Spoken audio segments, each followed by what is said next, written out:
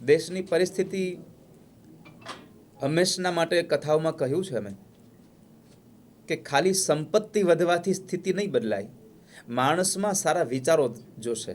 અને આ સારા વિચારોનું જો કોઈ મૂળ હોય તો કથાઓ છે. બિનુ સત્સંગ વિવેક ન હોય.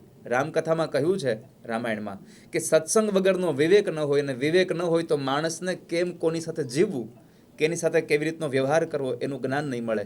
એટલે આ ભાગવત કથાથી બહુ બધા કાર્યો થવાના છે. કેવલ ખાલી પિતૃ મોક્ષાર્થ માટેની કથા નથી, પોતાના ઉદ્ધાર માટેની પણ કથા છે કે પોતાને પણ જીવનનો એક સારો રાહ મળે. અમારો તો કથાનો એક હેતુ હોય છે કે માણસ નિર્વ્યસની પણ બને, સમાજમાં એજ્યુકેશન આવે, કારણ કે એજ્યુકેશનથી જ બધું પ્રાપ્ત થવાનું છે.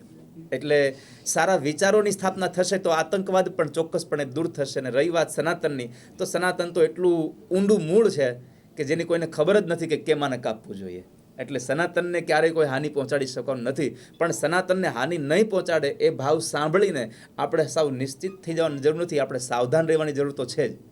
એટલે આપણે સૌએ ખાલી વ્યાસપીઠ જ સનાતનની રક્ષા કરવા માટે નીકળશે એમ નહીં. હિન્દુ સમાજમાં, હિન્દુમાં જન્મ લેનારો માણસ એક એક વ્યક્તિને કહેવો જોઈએ કે અમે સનાતનની રક્ષા કરશું, ત્યારે સનાતની બની શકાશે. ખાલી સનાતની કહેવાથી નહીં, હાથમાં માળાઓ લેવાથી નહીં, પણ ખરેખર સનાતન શું છે એને સમજીને જો એમાં આપણે આહુતિ આપીશું તો સનાતનની રક્ષા થશે.